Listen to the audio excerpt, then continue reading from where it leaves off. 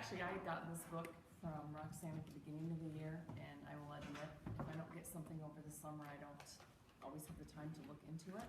But I had used it in 7th and 8th grade for solving 1-step and 2-step equations. And if you teach 5th and 6th, I can't remember if distributed property starts in 5th or if it's in 6th. 3rd grade. Oh yeah, it was 3rd grade. If it starts way down there? Okay. Not with variables though. Oh, okay. But actually, at the beginning of the book, Abby was showing me where you can use these to do distributed property. So. Using your groups of, so like the number in front, like if it's 2, so 2 groups of 3x plus 5, or you actually build 2 groups of 3x plus 5, and then they see that it's 6x plus 10 with the tiles. And I also use it for solving equations, multi-step. You said 1 and 2 step. It can be used for any steps with solving equations. And then with me teaching Algebra 1, the big thing that I do with these is I teach when you're multiplying a binomial. And I don't know if you know, like the FOIL process, if you ever remember learning FOIL, and you use these tiles, then do you guys want to see? Yeah, I do. Okay, so, all right, so like, if you're gonna multiply 2 binomials, like She'd like for you to go back and show how you use them for multiplication. the distributed property? Yes. Okay, all right, so.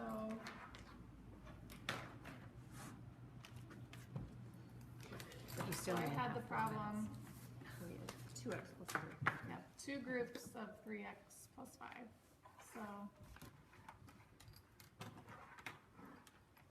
Here's my 3x, and there's 5, and then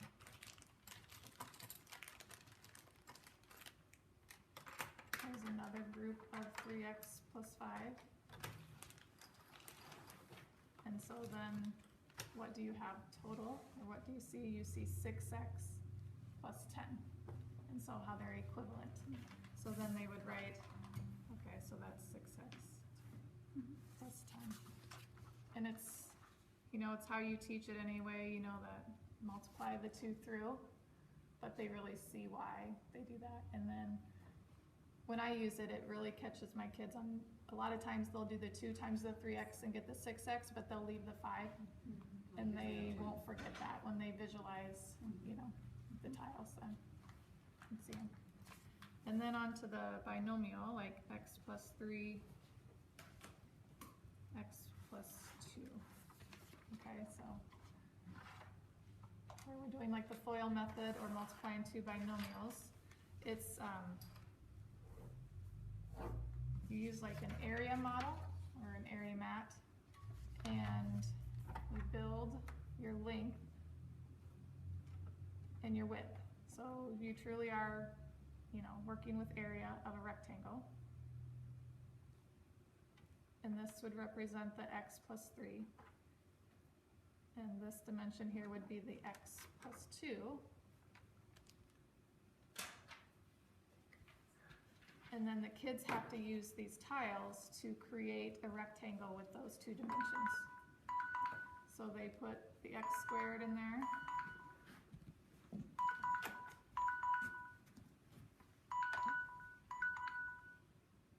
And then they see that, oh, they need some x bars here.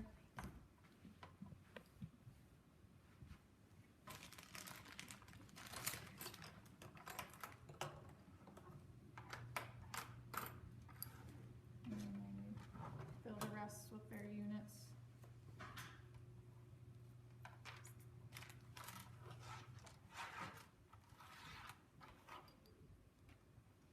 And she truly was the expert on this because I hadn't done this with my kids, but I learned a lot from her. And then the one thing you gotta remember that this is this part here, and that's why there's a line on your area map. This is just representing the length and width, that it's not really part of the rectangle, but then what's here is your, oh, I wrote it here. So you've got your x squared, so you're gonna write upside down, plus 5x plus 6. And that's really your FOIL then from, I covered it up. So but it's you're- kind of the opposite when you factor, because when you factor, you Yes. start with that, So yeah, and then that's I didn't get them exactly early how you enough would to use FOIL it. with my kids with them, but we talked about factoring, and I had to look up how to use them to show them how to factor, and they actually got it way faster than I did once I Yeah. So showed what them how grade to do do you it. teach though? And algebra 1. So- Yeah, and that's what I that's- use it for too, then at the end of the year when we learn to factor is, they know these tiles, they know what pieces, you know, how to build these, and so then they take these and they have to then make a rectangle with just those pieces, and if it doesn't work, then some of them think the first try doesn't work, so that, oh, it's not factorable.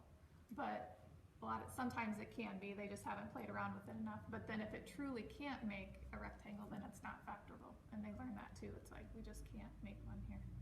So it's really neat to see, and by the end of the year when they're doing this, it's so much faster and they get it like that, and usually that's one of the things that the kids struggle with at the end of the year, is the factoring in. So green By is doing- always x and blue is x squared and Yeah, It it's can your x vary, squared, but- x is in red your is x one. cubed, or Yes. is that, I mean. And that's another thing that, They're positives and These are your negatives. Positive, negatives. Oh, they're Yeah. negatives, Yeah, okay. red Because and negative when is you red factor, on you your can side. have zero makes pairs sense. too, like how we talked about in our, our week camp about the 0 pairs to factor if you need a positive and negative, and you only want your +1, but you need 3 of them, so you have a positive and a negative, and then another positive.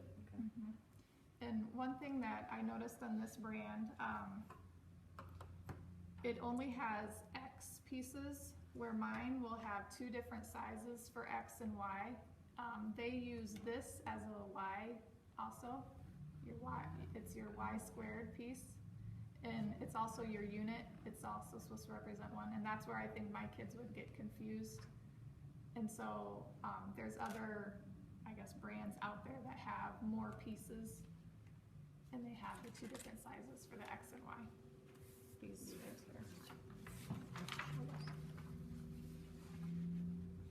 So like, here are your, can be your X squareds or your Y squareds, and then just your X's.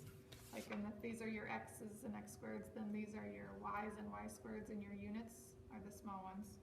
And then they even have somewhere it's your XY piece. And so it's a rectangle, not a square. And it'll work with both variables.